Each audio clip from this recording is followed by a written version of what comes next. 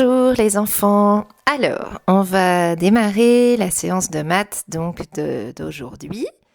Donc c'est la dernière avant les vacances puisque c'est le dernier jour avant les vacances. Donc d'abord les petits rituels comme d'habitude.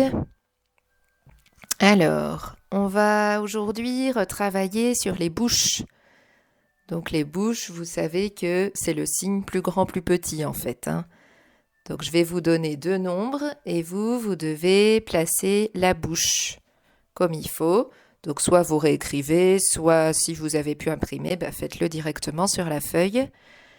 Donc la bouche, pour rappel, elle s'ouvre toujours du côté du plus grand nombre. Comme elle a très faim, elle s'ouvre du côté du plus grand.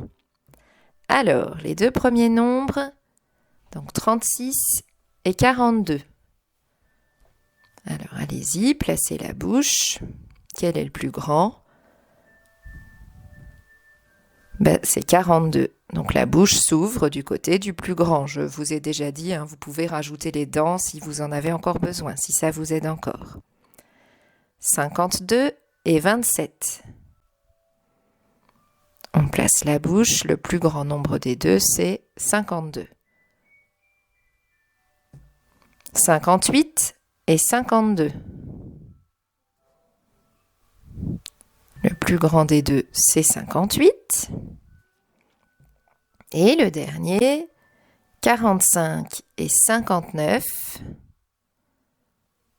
Le plus grand des deux, c'est 59. Donc j'espère que vous avez eu tout juste. À ce petit exercice-là, c'est de la révision, Alors, on passe au calcul mental. Donc, le calcul mental, alors aujourd'hui, ça va être un chronomate. Donc, le chronomate, vous rappelez, c'est une fiche avec plein de petits calculs et vous avez 3 minutes pour essayer de résoudre tous les petits calculs. Donc, on va juste déjà se rappeler un petit peu de quelle stratégie on peut adopter pendant un chronomate. Donc en fait, il y a plusieurs stratégies possibles. Donc le but, là, c'est vraiment d'aller vite, puisque c'est chronométré. Il faut essayer d'avoir tout fait pour avoir 20 sur 20. Donc on essaye, si on peut, de ne pas avoir à compter sur ses doigts. Ça, je vous l'avais déjà expliqué, parce que si on compte sur ses doigts à chaque calcul, on n'a pas le temps de tout faire. C'est trop long de compter à chaque fois. Donc si vraiment on n'arrive pas autrement, on compte sur ses doigts. Mais essayez de faire autrement. Donc par exemple, d'utiliser les doubles quand c'est possible. Comme les doubles, normalement, maintenant, vous les connaissez, vous les utilisez. Et puis, surtout, la première stratégie, en fait, c'est de ne pas rester bloqué sur un calcul. On fait d'abord ceux qu'on sait bien. Et puis après, si on voit qu'il nous reste du temps, on revient sur ceux sur lesquels on a eu du mal. Et puis en dernier, oui, de faire bien attention aux signes. Parce que des fois, il y en a, ils pensent que c'est plus pour tous les calculs, pour les 20 calculs. Et en fait, non.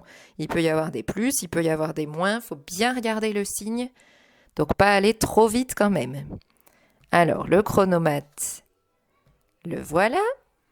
Donc, vous pouvez mettre pause, vous allez devoir mettre pause. Vous avez 3 minutes, donc demandez à vos parents de vous chronométrer, de vous dire stop au bout de 3 minutes. Et vous savez que, voilà, vous pouvez après calculer votre petite note sur 20. Donc, allez-y, on met pause et on essaye. Voilà, alors je vais vous montrer la petite correction. Voilà les résultats que vous avez dû trouver. Donc pareil, vous mettez pause, vous regardez là où vous vous êtes trompé, vous barrez quand il y a une erreur et vous pouvez calculer votre petite note sur 20. Donc l'essentiel, je vous le dis toujours, c'est de s'améliorer par rapport à soi. C'est pas de se comparer par rapport aux autres. Bon là, de toute façon, c'est pas tellement possible vu que vous êtes chez vous. Alors, on passe aujourd'hui à la résolution de problèmes. On fait un petit problème aujourd'hui.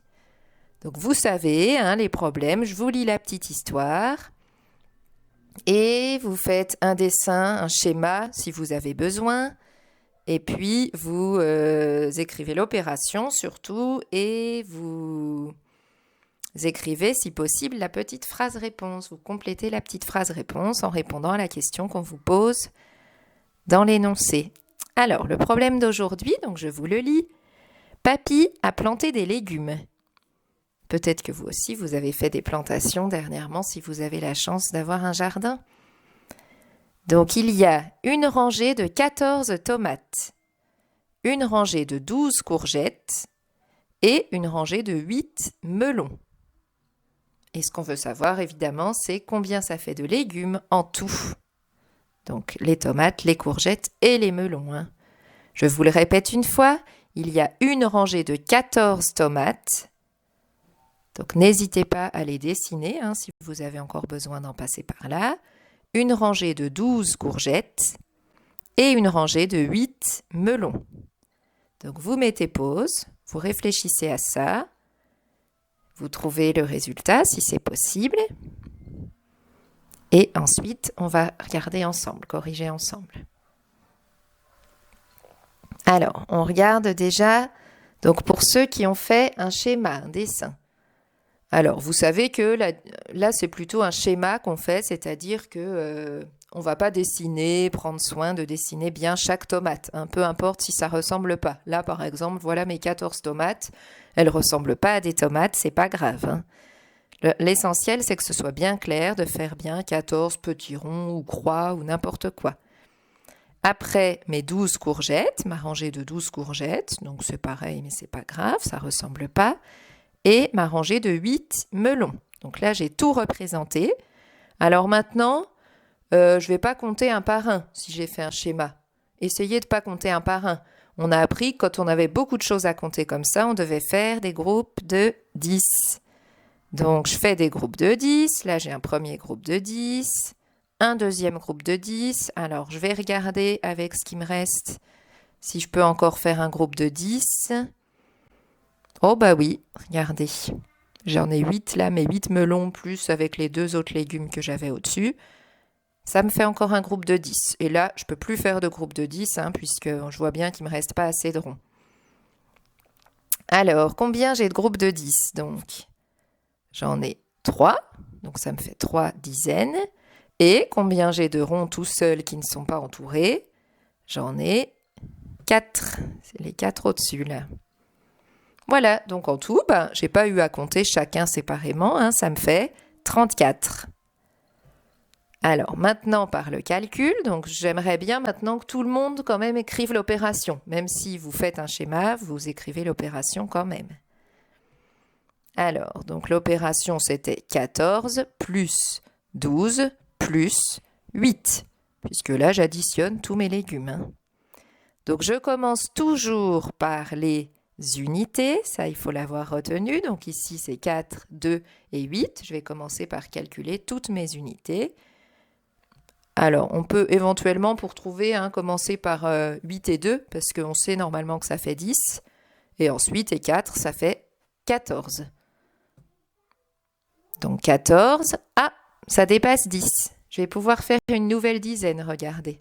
On le représente comme ça, 14, une dizaine et 4 unités. Donc là, j'ai une nouvelle dizaine, donc ça va me faire, du coup, mes 4 unités, je les laisse, je les mets là, et ma nouvelle dizaine, au lieu de 2, ça va me faire 3. J'ajoute la nouvelle dizaine. Donc il y a bien 34 fleurs au total, je retrouve le résultat que j'avais eu par le dessin. Voilà pour le problème et on passe à l'apprentissage du jour. Alors aujourd'hui, en fait, l'apprentissage, ça va être un petit jeu de maths qui s'appelle le compte est bon. Peut-être que vous y avez déjà joué, nous on n'y avait encore jamais joué en classe, donc vous ne le connaissez pas. Je vais vous l'expliquer. Il n'est pas très facile, mais il est rigolo, je pense qu'il peut vous plaire. Alors en fait, dans le compte est bon, on a un nombre qui est le nombre cible, le nombre qu'on veut atteindre. Donc c'est le nombre 19, là, on va faire un exemple ensemble. Et je vais vous donner 5 nombres. Donc ici 5, 4, 7, 3 et 5. Et puis en fait, il faut essayer par des petites opérations, donc soit un plus, soit un moins. On a eu le droit d'utiliser le plus et le moins, les deux. Il faut essayer d'aboutir à 19, de trouver 19. Et j'ai le droit d'utiliser qu'une fois chacun de mes petits nombres là, entourés en bleu, 5, 4, 7, 3 et 5, j'ai le droit de les utiliser qu'une fois. Donc essayez de réfléchir. Je ne suis pas obligée par contre de les utiliser tous. C'est pas grave s'il m'en reste que je n'ai pas utilisé. Alors, comme c'est la première fois, vous pouvez quand même mettre pause pour réfléchir un petit peu, mais si vous n'avez pas trop d'idées, c'est un peu une sorte d'exemple. On va voir ensemble. Donc 19, mon nombre cible que je dois atteindre, je peux penser que c'est 10 et 9. Donc je vais peut-être essayer de trouver des nombres qui vont faire 10 si je les additionne et de trouver des nombres qui vont faire 9. Alors par exemple, je vois que j'ai 7 et 3. 7 et 3, ça fait 10. Je le sais normalement, si j'ai bien joué au top 10. Donc j'ai déjà 10. Il me reste à voir si je peux faire 9. Oh oui, regardez, 5 et 4. Donc je les barre au fur et à mesure, mes chiffres, comme ça je sais que je les ai utilisés et que je ne peux plus les utiliser. 5 et 4, ça fait bien 9. Et après, j'ai plus qu'à additionner ces deux-là. 10 que j'avais dans mon premier calcul, 9 que j'avais dans le deuxième, et hop, ça me fait 19. J'ai gagné, j'ai trouvé le nombre cible. Alors, on fait un deuxième. Donc vous allez cette fois bien réfléchir. Le nombre cible, c'est 14. Donc les nombres qu'on a le droit d'utiliser, le 5, le 2, le 6, le 3 et le 5. Et toujours le plus et le moins. J'ai le droit aux deux signes. Alors allez-y, je vous laisse réfléchir, vous mettez pause. Faut pas se décourager. Même si on n'arrive pas exactement à 14, il faut au moins essayer d'arriver presque. Le plus près possible. Alors mettez pause. Alors on regarde ensemble. Je vais utiliser le 5, plus 5, puisque 5 plus 5, je sais que ça fait 10. Donc, je suis déjà à 10. Il ne me manque plus que 4. Alors, comment je fais 4 avec ce qui me reste ? Là, je ne peux pas y arriver en faisant un plus. Donc, je vais faire 6 moins 2. 6 moins 2, ça fait 4. Et maintenant, je n'ai plus qu'à additionner mon 10 et mon 4. Je suis arrivée à 14. Un petit dernier. Le nombre cible, c'est 25. Et j'ai 10, 2, 10, 3 et 7. Donc toujours les signes plus et moins. Allez-y, vous mettez pause. Alors, la chose la plus évidente, c'est de commencer par faire 10 plus 10. Comme ça, j'ai déjà 20. Et il ne me manque plus que 5, puisque 25, c'est 20 et 5. Alors 5, comment je peux faire ? Là, j'ai même plusieurs solutions. Mais je peux faire, par l'addition, 3 plus 2. Je pouvais aussi faire 7 moins 2, ça faisait aussi 5. Donc si vous avez fait ça, c'est juste aussi, tout à fait. Tant que vous arrivez au nombre cible, c'est juste. 3 plus 2, ça fait 5. Et j'ai plus qu'à additionner mon 20 et mon 5. Et ça fait 25. Et voilà pour aujourd'hui. Alors, comme c'est la dernière séance avant vos petites vacances, qui sont un peu différentes de d'habitude, mais c'est des vraies vacances quand même. Donc, je vous souhaite de très bonnes vacances. Vous avez bien travaillé aujourd'hui. Et voilà, je vous fais des grosses bises. Je pense bien à vous. Au revoir.